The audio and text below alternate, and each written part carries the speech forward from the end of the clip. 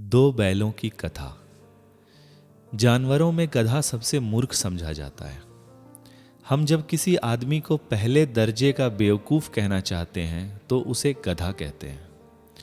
गधा सचमुच बेवकूफ है या उसके सीधेपन, उसकी हानि रहित सहनशीलता ने उसे यह पदवी दे दी है, इसका निश्चय नहीं किया जा सकता। गायें सींग मारती हैं। ब्याही हुई गाय तो एकाएक सिंघनी का रूप धारण कर लेती है। कुत्ता भी बहुत गरीब जानवर है, लेकिन कभी कभी उसे भी क्रोध आ ही जाता है। लेकिन गधे को कभी क्रोध करते नहीं सुना न देखा। जितना चाहे उस गरीब को मारो, चाहे जैसी खराब सड़ी हुई घास सामने डाल दो, उसके चेहरे पर कभी असंतोष का चिन्ह भी दिखाई न देगा। बैशाख में चाहे एकाध बार कुलेल कर लेता हो, पर हमने तो उसे कभी खुश होते नहीं देखा। उसके चेहरे पर दुख स्थायी रूप से छाया रहता है। सुख दुख, हानि लाभ किसी दशा में भी बदलते नहीं देखा। ऋषियों मुनियों के जितने गुण हैं वह सभी उसमें हैं, पर आदमी उसे मूर्ख कहता है। सद्गुणों का इतना अनाचार कहीं नहीं देखा। शायद सीधापन संसार के लिए उपयुक्त नहीं है। बेचारे शराब नहीं पीते, 4 पैसे कुसमय के लिए बचा कर रखते हैं, जी तोड़ काम करते हैं, किसी से लड़ाई झगड़ा नहीं करते, 4 बातें सुनकर गम खा जाते हैं, फिर भी बदमाश हैं। अगर वे ईंट का जवाब पत्थर से देना सीख जाते तो शायद सभ्य कहलाने लगते। लेकिन गधे का एक छोटा भाई और भी है जो उससे कुछ ही कम गधा है, और वह है बैल। जिस अर्थ में हम गधा का प्रयोग करते हैं, कुछ उसी से मिलते जुलते अर्थ में बछिया के ताऊ का प्रयोग भी करते हैं। कुछ लोग बैल को शायद मूर्खों में सबसे बड़ा कहेंगे, मगर हमारा विचार ऐसा नहीं। बैल कभी कभी मारता भी है, कभी कभी अड़ियल बैल भी देखने में आता है, और भी कई प्रकार से वह अपना असंतोष प्रकट कर देता है, इसलिए उसका स्थान गधे से नीचे है। झूरी काछी के दोनों बैलों के नाम हैं हीरा और मोती। दोनों पछाई जाति के थे, देखने में सुंदर, काम में तत्पर, डील में ऊंचे। बहुत दिनों साथ रहते रहते दोनों में भाईचारा हो गया था। दोनों आमने सामने या आसपास बैठे हुए एक दूसरे से मौन भाषा में विचार विनिमय करते थे। एक दूसरे के मन की बात कैसे समझ जाता था, हम नहीं कह सकते। अवश्य ही उनमें कोई ऐसी गुप्त शक्ति थी जिससे जीवों में श्रेष्ठता का दावा करने वाला मनुष्य वंचित है। दोनों एक दूसरे को चाटकर और सूंघकर अपना प्रेम प्रकट करते। कभी कभी दोनों सींग भी मिला लिया करते थे, झगड़े के भाव से नहीं, केवल हास परिहास के भाव से, अपनेपन के भाव से। जैसे दोस्तों में निकटता होते ही हाथापाई होने लगती है, इसके बिना दोस्ती कुछ फुसफुसी, कुछ हल्की सी रहती है, जिस पर ज्यादा विश्वास नहीं किया जा सकता। जिस समय ये दोनों बैल हल या गाड़ी में जोत दिए जाते थे और गर्दनें हिला हिला कर चलते, तो हर एक की यही चेष्टा होती थी कि ज्यादा बोझ मेरी ही गर्दन पर रहे। दिन भर के बाद दोपहर या संध्या दोनों खुलते तो एक दूसरे को चाट चूट कर अपनी थकान मिटा लिया करते। नांद में खली भूसी पड़ जाने के बाद दोनों एक साथ उठते, साथ नांद में मुंह डालते और साथ ही बैठते थे। एक मुंह हटा लेता तो दूसरा भी हटा लेता था। संयोग की बात, झूरी ने एक बार गोई को ससुराल भेज दिया। बैलों को क्या मालूम वो क्यों भेजे जा रहे हैं, समझे मालिक ने हमें बेच दिया। अपना यूं बेचा जाना उन्हें अच्छा लगा या बुरा, कौन जाने। पर झूरी के साले गया को घर तक गोई ले जाने में दांतों पसीना आ गया। पीछे से हाँकता तो दोनों दाएं बाएं भागते, पगहिया पकड़कर नीचे करके हुंकारते। अगर ईश्वर ने उन्हें वाणी दी होती तो झूरी से पूछते, तुम हम गरीबों को क्यों निकाल रहे हो? हमने तो तुम्हारी सेवा करने में कोई कसर नहीं उठा रखी। अगर इतनी मेहनत से काम न चलता तो और काम लेते। हमें तो तुम्हारी सेवा में मर जाना स्वीकार था। हमने दाने चारे की शिकायत नहीं की। तुमने जो कुछ खिलाया वह सिर झुकाकर खा लिया। फिर तुमने हमें इस अत्याचारी के हाथों क्यों बेच दिया? संध्या समय दोनों बैल अपने नए स्थान पर पहुंचे। दिन भर के भूखे थे, लेकिन जब नांद में लगाए गए तो एक ने भी उसमें मुंह न डाला। दिल भारी हो रहा था। जिसे उन्होंने अपना घर समझ रखा था वह आज उनसे छूट गया था। यह नया घर, नया गांव, नए आदमी, सब उन्हें पराये से लगे।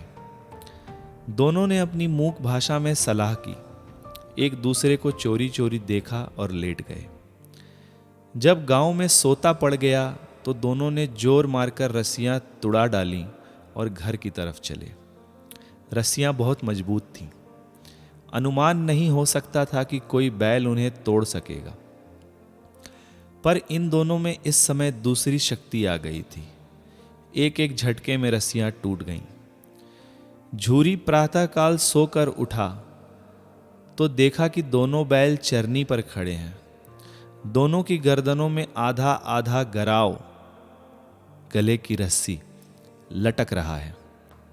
घुटने तक पांव कीचड़ से भरे हैं और दोनों की आंखों में विद्रोह से भरा हुआ प्यार झलक रहा है। झूरी बैलों को देखकर स्नेह से गदगद हो गया। दौड़कर उन्हें गले लगा लिया। प्रेमालिंगन और चुंबन का वह दृश्य बड़ा ही मनोहर था। घर और गांव के लड़के जमा हो गए और तालियां बजा बजा कर उनका स्वागत करने लगे। गांव के इतिहास में यह घटना अनोखी न होने पर भी महत्वपूर्ण थी। बाल सभा ने निश्चय किया दोनों पशु वीरों को अभिनंदन पत्र देना चाहिए। कोई अपने घर से रोटियां लाया, कोई गुड़, कोई चोकर, कोई भूसी। एक बालक ने कहा, ऐसे बैल किसी के पास न होंगे। दूसरे ने समर्थन किया, इतनी दूर से अकेले चले आए। तीसरे ने कहा, बैल नहीं है, वे उस जन्म के आदमी हैं। इसका विरोध करने का किसी को साहस नहीं हुआ। झूरी की पत्नी ने बैलों को द्वार पर देखा तो जल उठी। बोली, कैसे नमक हराम बैल हैं कि एक दिन भी वहां काम न किया। भाग खड़े हुए। झूरी अपने बैलों पर लगाया गया आरोप न सुन सका। नमक हराम क्यों है? चारा दाना दिया न होगा तो क्या करते? स्त्री ने रौब के साथ कहा, बस तुम ही तो बैलों को खिलाना जानते हो और सभी पानी पीला पिला कर रखते हैं। झूरी ने चिढ़ाया, चारा मिलता तो क्यों भागते? स्त्री चिड़ी, भागे इसलिए कि वे लोग तुम जैसे बुद्धुओं की तरह बैलों को सहलाते नहीं, खिलाते हैं तो रगड़ कर जोतते भी हैं। ये दोनों ठहरे कामचोर भाग निकले। अब देखूं कहां से खली और चोकर मिलता है। सूखे भूसे के सिवा कुछ न दूंगी, खाएं चाहे मरे। वही हुआ। मजदूर को कड़ा निर्देश दिया कि बैलों को खाली सूखा भूसा दिया जाए। बैलों ने नांद में मुंह डाला तो फीका फीका, न कोई चिकनाहट न कोई रस। क्या खाएं? आशा भरी आंखों से द्वार की ओर ताकने लगे। झूरी ने मजदूर से कहा, थोड़ी सी खली क्यों नहीं डाल देता रे? मालकिन मुझे मार ही डालेंगी। चुरा कर डाला। ना दादा, पीछे से तुम भी उन्हीं की सी कहोगे। दूसरे दिन झूरी का साला फिर आया और बैलों को ले चला। अब कि उसने दोनों को गाड़ी में जोता। 2-4 बार मोती ने गाड़ी को सड़क की खाई में गिराना चाहा, पर हीरा ने संभाल लिया। वह ज्यादा सहनशील था। संध्या समय पर पहुंचकर उसने दोनों को मोटी रस्सियों से बांधा और कल की शरारत का मजा चखाया। फिर वही सूखा भूसा डाल दिया। अपने दोनों बैलों को खली चूनी सब कुछ दी। दोनों बैलों का ऐसा अपमान कभी ना हुआ था। झूरी उन्हें फूल की छड़ी से भी न छूता था। उसकी टिटकार पर दोनों उड़ने लगते थे। यहां पर मार पड़ी। आहत सम्मान की पीड़ा तो थी ही, उस पर मिला सूखा भूसा। नांद की तरफ आंख न उठाई। दूसरे दिन गया ने बैलों को हल में जोता। पर इन दोनों ने जैसे पाँव ना उठाने की कसम खा ली थी। वह मारते मारते थक गया पर दोनों ने पाँव ना उठाया। एक बार जब निर्दयी ने हीरा के नाक में खूब डंडे जमाए तो मोती का गुस्सा काबू से बाहर हो गया। हल लेकर भागा। हल, रस्सी, जुआ सब टूट टाट कर बराबर हो गया। हल में बड़ी बड़ी रस्सियां न होती तो दोनों पकड़ाई में न आते। हीरा ने मूक भाषा में कहा, भागना व्यर्थ है। मोती ने उसी भाषा में उत्तर दिया, तुम्हारी तो इसने जान ही ले ली थी, अब की बार मार पड़ेगी। पढ़ने दो, बैल का जन्म लिया है तो मार से कहां तक बचेंगे। गया 2 आदमियों के साथ दौड़ा आ रहा है, दोनों के हाथ में लाठियां हैं। मोती बोला, कहो तो दिखा दूं कुछ मौज मैं भी, लाठी लेकर आ रहा है। हीरा ने समझाया, नहीं भाई खड़े हो जाओ, मुझे मारेगा तो मैं 1-2 को गिरा दूंगा, नहीं हमारी जाति का यह धर्म नहीं। मोती दिल में ऐंठ कर रह गया। गया आ पहुंचा और दोनों को पकड़कर ले चला। कुशल हुई कि इस वक्त मार पीट न की, नहीं मोती भी पलट पड़ता। उसके रंग ढंग देखकर सहम गया और उसके सहायक समझ गए कि इस वक्त टाला जाना ही उचित है। आज दोनों के सामने फिर वही सूखा भूसा लाया गया। दोनों चुपचाप खड़े रहे। घर के लोग भोजन करने लगे। उसी वक्त एक छोटी सी लड़की 2 रोटियां लेकर निकली और दोनों के मुंह में देकर चली गई। उस एक रोटी से इनकी भूख तो क्या शांत होती, पर दोनों के हृदय को मानो भोजन मिल गया। यहां भी किसी सज्जन का निवास है। लड़की भैरों की थी। उसकी मां मर चुकी थी। सौतेली मां उसे मारती थी, इसलिए इन बैलों से उसे एक प्रकार का अपनापन हो गया था। दोनों दिन भर जोते जाते, डंडे खाते, शाम को थान पर बांध दिए जाते और रात को वही बालिका उन्हें 2 रोटियां खिला जाती।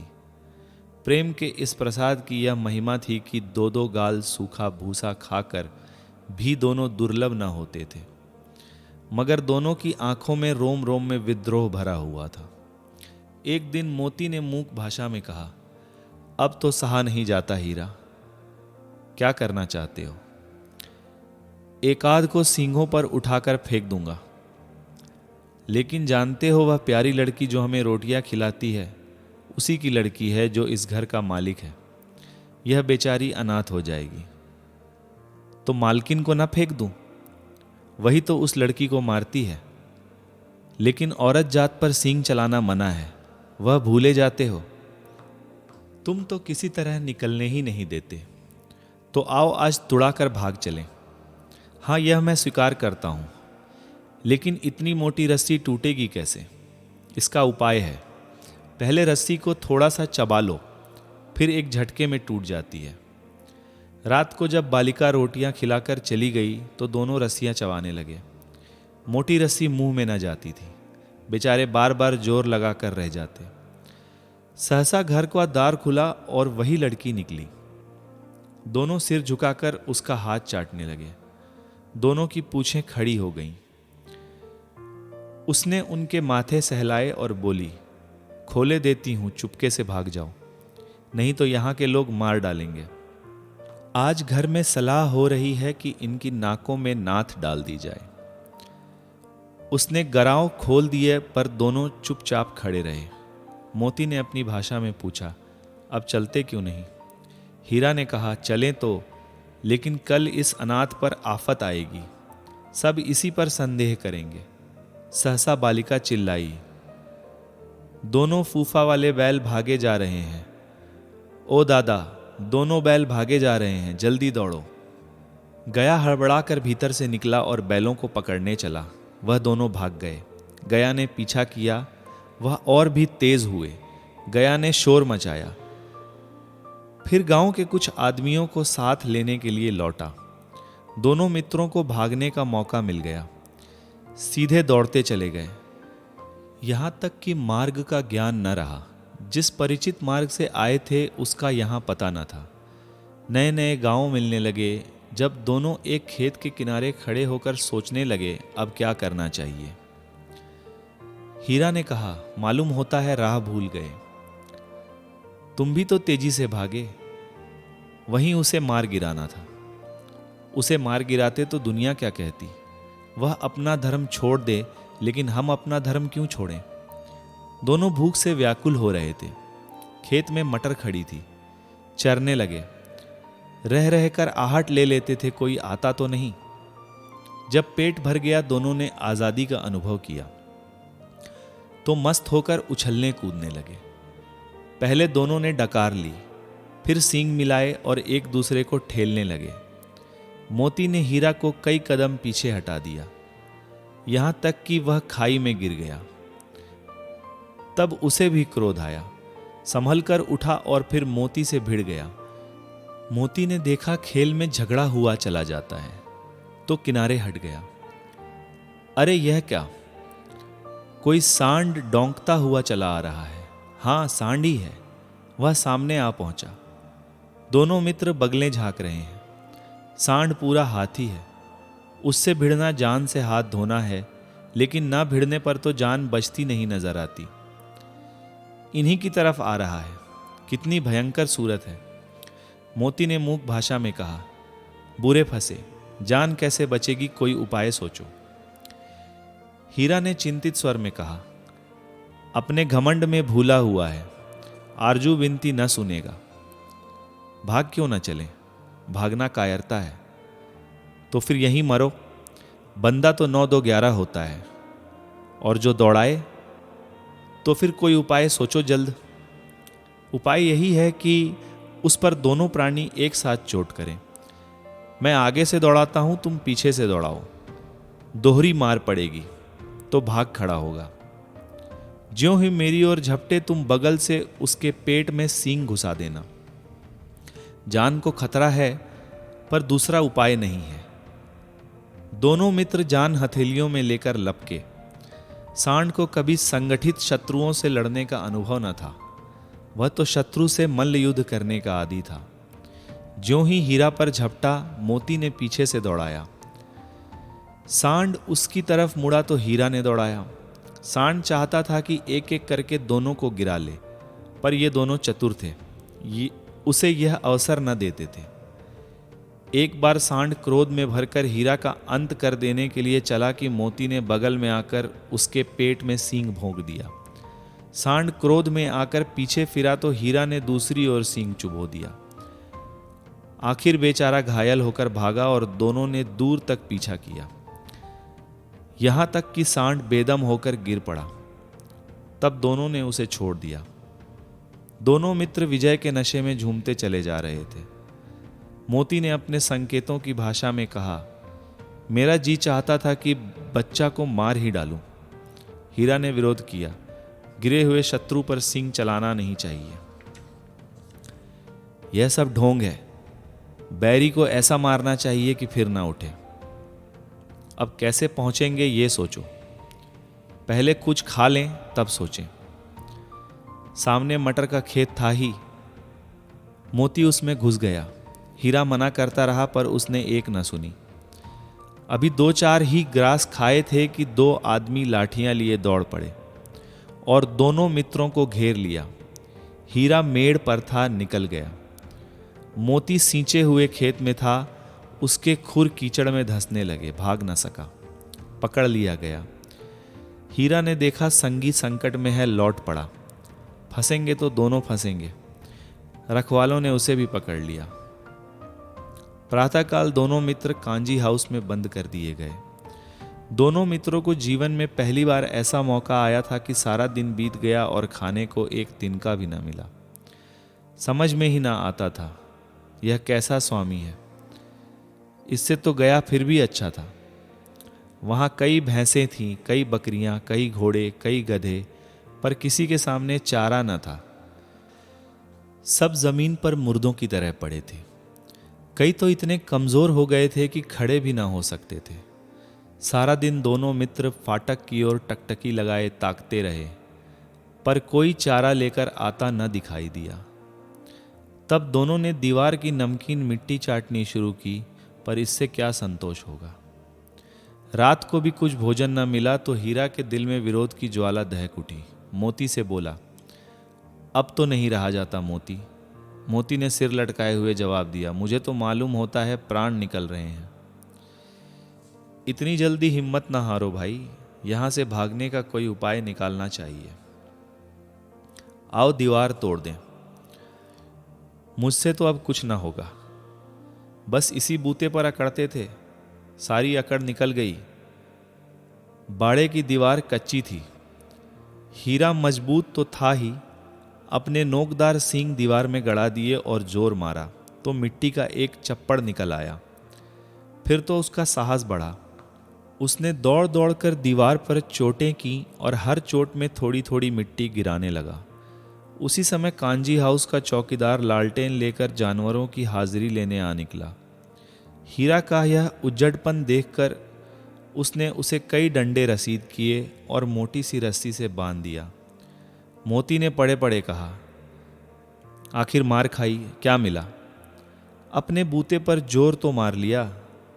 ऐसा जोर मारना किस काम का कि और बंधन में पड़ गए। जोर तो मारता ही जाऊंगा, चाहे कितने बंधन पड़ते जाएं। जान से हाथ धोना पड़ेगा, कुछ परवाह नहीं, यूं भी तो मरना ही है। सोचो दीवार खुद जाती तो कितनी जानें बच जाती। इतने भाई यहां बंद हैं, किसी की देह में जान नहीं है। 2-4 दिन और यही हाल रहा तो सब मर जाएंगे। हाँ, यह बात तो है।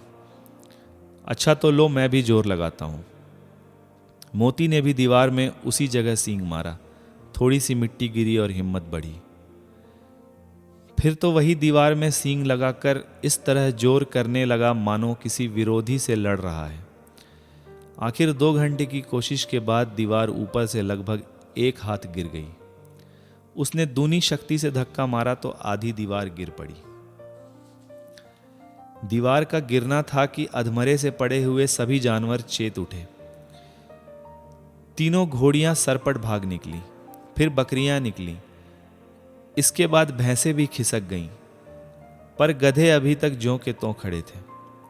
हीरा ने पूछा, तुम क्यों नहीं भाग जाते?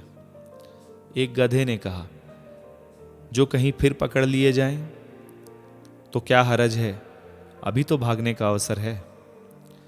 हमें तो डर लगता है हम यहीं पड़े रहेंगे। आधी रात से ऊपर जा चुकी थी। दोनों गधे अभी तक खड़े सोच रहे थे भागें या ना भागें, और मोती अपने मित्र की रस्सी तोड़ने में लगा हुआ था। जब वह हार गया तो हीरा ने कहा, तुम जाओ, मुझे यहीं पड़ा रहने दो, शायद कहीं भेंट हो जाए। मोती ने आंखों में आंसू लाकर कहा, तुम मुझे इतना स्वार्थी समझते हो हीरा? हम और तुम इतने दिनों एक साथ रहे, आज तुम मुसीबत में पड़ गए तो मैं तुम्हें छोड़कर अलग हो जाऊं? हीरा ने कहा, बहुत मार पड़ेगी, लोग समझ जाएंगे यह तुम्हारी शरारत है।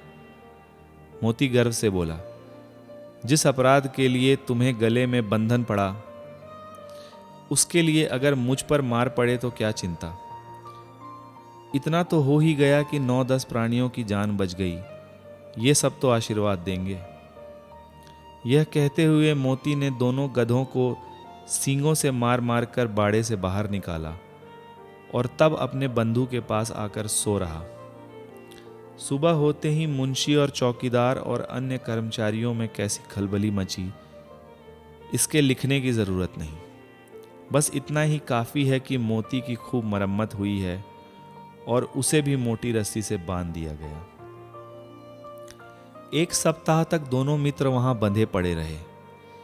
किसी ने चारे का एक तिनका भी न डाला।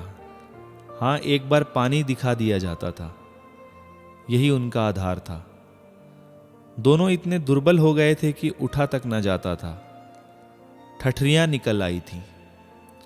एक दिन बाड़े के सामने डुग्गी बजने लगी और दोपहर होते होते वहां 50-60 आदमी जमा हो गए। तब दोनों मित्र निकाले गए और उनकी देखभाल होने लगी। लोग आ आकर उनकी सूरतें देखते और मन फीका करके चले जाते।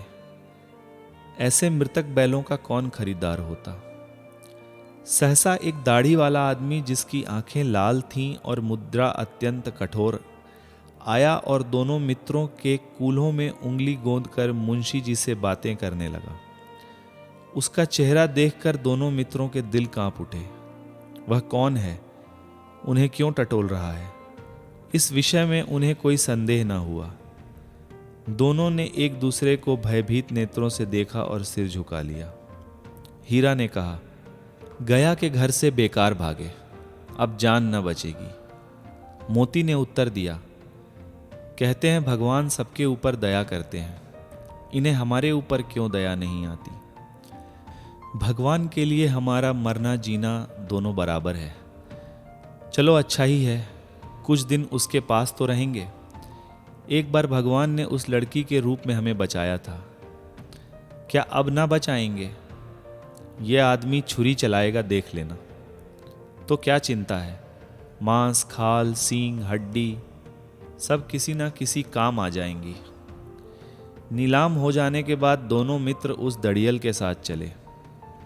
दोनों की बोटी बोटी कांप रही थी, बेचारे पांव तक ना उठा सकते थे, पर भय के मारे गिरते गिरते भागे जाते थे, क्योंकि वह जरा भी चाल धीमी हो जाने पर जोर का डंडा जमा देता था। राह में गाय बैलों का झुंड हरे भरे हार में चरता नजर आया। सभी जानवर प्रसन्न थे, चिकने, चंचल। कोई उछलता था, कोई आनंद से बैठा जुगाली करता था। कितना सुखी जीवन था इनका, पर कितने स्वार्थी हैं सब। किसी को चिंता नहीं कि उनके दो भाई बधिक के हाथ पड़े कैसे दुखी हैं। अचानक दोनों को ऐसा मालूम हुआ, यह परिचित मार्ग है। हाँ, इसी रास्ते से गया उन्हें ले गया था। वही खेत, वही बाग, वही गांव मिलने लगे। पल पल उनकी चाल तेज होने लगी। सारी थकान, सारी दुर्बलता गायब हो गई। आहा, यह लो, अपना ही हार आ गया। इसी कुएं पर हम पुर चलाने आया करते थे। हाँ, यही कुआं है। मोती ने कहा, हमारा घर निकट आ गया। हीरा बोला, भगवान की दया है, मैं तो अब घर भागता हूं। यह जाने देगा, इसे मार गिराता हूं। नहीं नहीं, दौड़कर थान पर ले चलो, वहां से हम आगे न जाएंगे। दोनों बछड़ों की भांति प्रसन्नता प्रकट करते हुए घर की ओर दौड़े। वह हमारा थान है। दोनों दौड़कर अपने थान पर आए और खड़े हो गए। दड़ियल भी पीछे पीछे दौड़ा चला आता था। झूरी द्वार पर बैठा धूप खा रहा था। बैलों को देखते ही दौड़ा और उन्हें बारी बारी से गले लगाने लगा। मित्रों की आंखों से आनंद के आंसू बहने लगे। एक झूरी का हाथ चाट रहा था। दड़ियल ने जाकर बैलों की रस्सियां पकड़ ली। झूरी ने कहा, मेरे बैल हैं। तुम्हारे बैल कैसे? मैं मवेशी खाने से नीलाम लिए आता हूं। मैं तो समझता हूं चुराए लिए आते हो। चुपके से चले जाओ, मेरे बैल हैं। मैं बेचूंगा तो बिकेंगे। किसी को मेरे बैल नीलाम करने का क्या अधिकार है? जाकर थाने में रपट कर दूंगा। मेरे बैल हैं, इसका सबूत यह है कि मेरे द्वार पर खड़े हैं। दड़ियल क्रोध करता हुआ बैलों को जबरदस्ती पकड़ ले जाने के लिए बढ़ा। उसी समय मोती ने सींग चलाया। दड़ियल पीछे हटा। मोती ने पीछा किया। दड़ियल भागा। मोती पीछे दौड़ा। गांव के बाहर निकल जाने पर वह रुका, पर खड़ा दड़ियल रास्ता देख रहा था। दड़ियल दूर खड़ा धमकियां दे रहा था, गालियां निकाल रहा था, पत्थर फेंक रहा था, और मोती विजयी बहादुर की भांति उसका रास्ता रोके खड़ा था। गांव के लोग तमाशा देखते थे और हंसते थे। जब दड़ियल हार कर चला गया तो मोती अकड़ता हुआ लौटा। हीरा ने कहा, मैं डर रहा था कि कहीं तुम गुस्से में आकर मार ही ना बैठो। अगर वह मुझे पकड़ता तो मैं बिना मारे ना छोड़ता। अब ना आएगा। आएगा तो दूर ही से खबर लूंगा, देखूं कैसे ले जाता है।